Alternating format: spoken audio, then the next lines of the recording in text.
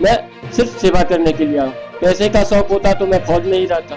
मैं 3 साल असम राइफल की सेवा करके वहाँ से को नोटों के अंदर तोला जा रहा है, तो मैं यही पूछना चाहूंगा कि क्या पब्लिक ये जीतने के बाद ये पब्लिक के लिए कुछ सोचेंगे? कि आप मुझे वोट मत दीजिए, मुझे वोट मत दीजिए, मुझे वोट का शौक, मैं कई आपको तरह की परेशानियां जैसे जल, गंदगी, नशा, ये जिनका असर बच्चों पे भी पड़ रहा है और पब्लिक झेल रही है और गलियों के अंदर जाम लगा हुआ है। समाज का काम आने से पहले उस काम को आपको डन करना पड़ता है। मेरे हिसाब से मैं जो समझता देने के बाद आपके साथ रूबरू होती है, चलती है, तो आप क्या करना चाहेंगे और अभी आपके मन के अंदर विचार क्या? खुशी नहीं मिला क्योंकि नमस्कार दोस्तों, मैं Sarabjit Singh, GP time news से। आज हमारे बीच हमारे विधानसभा के निर्दलीय उम्मीदवार गौतम सिंह बिहारी जी हैं, जिनके मैं रूबरू करवाना चाहता हूं और वो बताना चाहता हूं कि आज उनके मन में फीलिंग क्या है, पब्लिक के लिए वो करना चाहते हैं।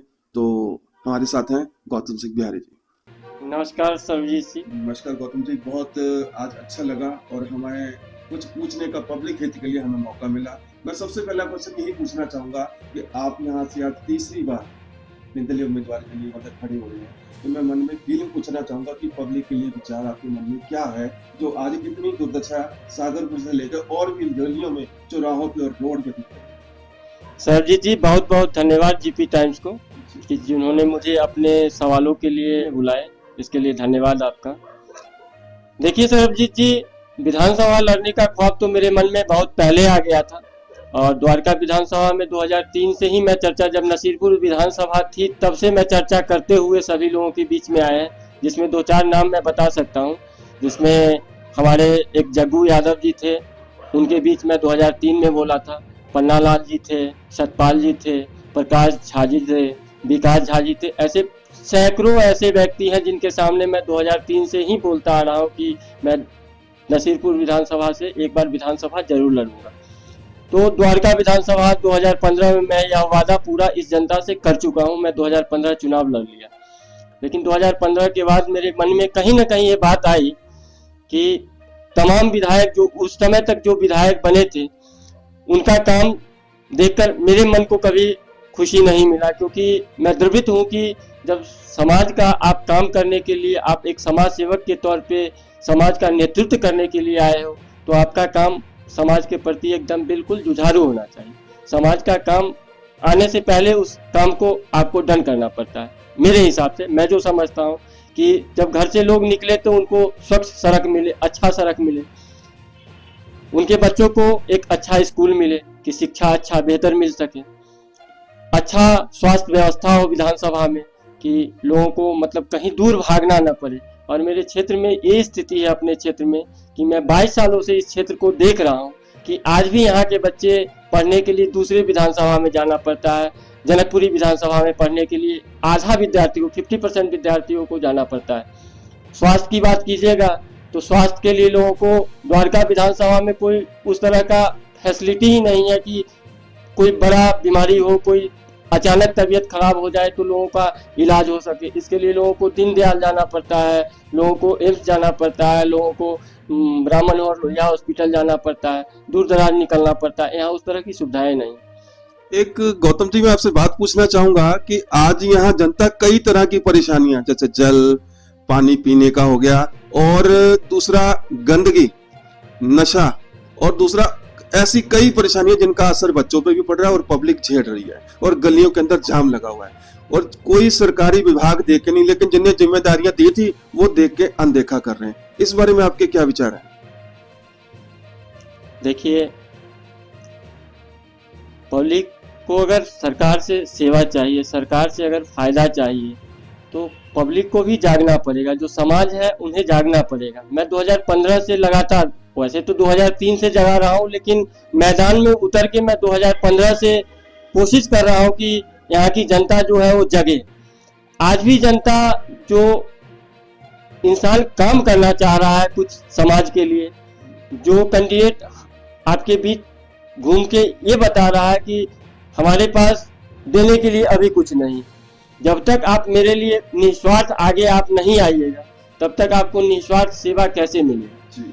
आज ही मुझे पता चला है कि तमाम जो कैंडिडेट है, अब बताइए, कल बीजेपी का टिकट का अनाउंसमेंट हुआ है, मार्केट में चारों तरफ पूरे विधानसभा में हल्ला हो रखा है कि कोई कह रहा है 10 करोड़ में टिकट लाए, कोई कह रहा है 12 करोड़ में लाया, कोई कहा 15 करोड़ में लाए। अब आप ही बताइए कि कोई भी नेता अगर 15 करोड़ और 20 करोड़ में टिकट लेके आएंगे तो फिर उनसे आप काम की उम्मीद कैसा करेंगे? यही बात मैं गौतम जी देख रहा था कि पहले जो पद थे, जब कोई अप्लाई करता था फॉर्म भर के अपने पद के लिए, मतलब कि विधानसभा के इलेक्शन के लिए, लेकिन आज इन टिकटों को नोटों के अंदर तोला जा रहा है। तो मैं यही पूछना चाहूंगा कि क्या पब्लिक ये जीतने के बाद ये पब्लिक के लिए कुछ सोचेंगे या नहीं?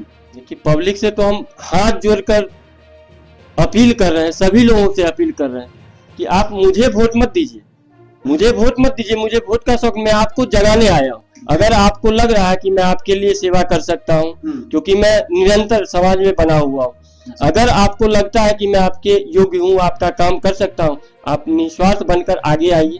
और जो 15-20 दिन चुनाव का दौर होता है, इस 15-20 दिन आप मेरा सहयोग कीजिए और आपको एक अच्छा नेतृत्व मिलेगा। आपके लिए मैं तत्पर खड़ा रहूंगा और आपका काम मैं अपने तरफ से पूरी कोशिश करूंगा कि आपके नजरों में वो काम आने से पहले वो काम को डन में कर सकूं। यही मेरी आशा है। एक गौतम जी, मैं एक और बात पूछना चाहूंगा कि आज जो रोड है वहां पे अवैध पार्किंग, ठेले और भी कई नशा तस्करी के ऐसे अड्डे चले जो कानून की नजरों के और विधायकों की भी नजरों में, लेकिन उसका असर बच्चों पे, महिला झेल रही है और कई तरह की बीमारियां झेल रही हैं, जिससे जिंदगियां तक छोड़नी पड़ रही हैं पब्लिक को। क्योंकि आम जनता की जिंदगी के बारे में अगर कोई नहीं सोच रहा, उस बारे में आपकी फीलिंग क्या है? देखिए सरबजीत जी, किसी भी चीज के लिए एक आदमी को दोषी कहना उचित नहीं होगा। आप सीधे हम विधायक जी को दोषी कह दें, हम सांसद जी को दोषी कह दें, यह उचित नहीं होगा। नहीं, मैं सरकारी विभागों की जिनकी जिम्मेदारियां और हर साल और हर महीने पगार सरकार दे रही है। बताइए इसमें आम जनता क्या करेगी? आम जनता अगर आज रेहड़ी पटरी वाले अगर रेहड़ी पटरी नहीं लगाएंगे तो उनका जीविका कहाँ से चलेगा? उनका जीने का साधन तो वही रेहड़ी पटरी पर, कोई सब्जी लगा रहा है, कोई चाय की दुकान खोल रहा है, कोई पकौड़े बना रहा है, तो उनका जीवन जीने का तो वही जरिया है। अब उनको जीने के लिए सरकार को वह सुविधा उपलब्ध तो करानी पड़ेगी। अगर आपको, मैं ज्यादा नहीं पूछा, यही पूछूंगा कि अगर आपको पब्लिक यहाँ मौका देती है और आपको मतलब कि सेवा करने के लिए मौका देने के बाद आपके साथ रूबरू होती है, चलती है, तो आप क्या करना चाहेंगे और अभी आपके मन के अंदर विचार क्या है? देखिए, हम आज से नहीं, बरसों से, मतलब वर्षों से ये बात कहते आ रहे हैं तमाम द्वारका विधानसभा की जनता से, और पूरा देश हमारी बात को सुन रहा है। ऐसा नहीं कि मेरी बात देश नहीं सुन रहा है, लोग नहीं जान रहे हैं। मैं पूरी ईमानदारी से, पूरी निष्ठा से 100 में 100% जो मेरे पास सरकार के द्वारा फंड आएगी वह जनता के लिए संपूर्ण लगाने की कोशिश करूंगा, और जो एक्स्ट्रा काम होगा समाज के लिए वह भी लाके समाज के लिए मैं करने की कोशिश करूंगा। मुझे सरकार के पैसे से और सरकार की सैलरी से मुझे कोई लेना देना नहीं, मुझे उन सब चीज़ों में कोई इंटरेस्ट नहीं। मैं सिर्फ सेवा करने के लिए आऊँ। पैसे का शौक होता तो मैं फौज में ही रहता। मैं 3 साल असम राइफल की सेवा करके वहाँ से वापस क्यों आता? अगर पैसे के शौकीन होता तो आज भी मैं जहाँ काम करता हूँ, जिस कंपनी में काम करता हूँ, अच्छे पैसे हैं, लेकिन मैं पैसे के पीछे कभी भागा ही नहीं। मैं हमेशा समाज की सेवा करना चाहूँ। अगर अपना टाइम देकर मैं सभी लोगों का सेवा करता हूँ, यही मेरा धर्म है और मेरा कर्म है। बहुत अच्छा लगा आपके विचार सुन के गौतम जी। हम यही चाहेंगे कि पब्लिक आपके इन विचारों पर अमल करे और आपका साथ दे और आपको मौका दे। हम यही दुआ करेंगे कि आप इस पद पे आएं और पब्लिक के लिए कुछ करें। बहुत बहुत धन्यवाद सरबजीत जी। नमस्कार। तो आपने देखा दोस्तों, हमारे साथ जो रूबरू हुए गौतम सिंह बिहारी जी, जो यहाँ हमारे द्वारका विधानसभा से निर्दलीय उम्मीदवार खड़े हुए हैं और पब्लिक के लिए उनके मन के अंदर विचार क्या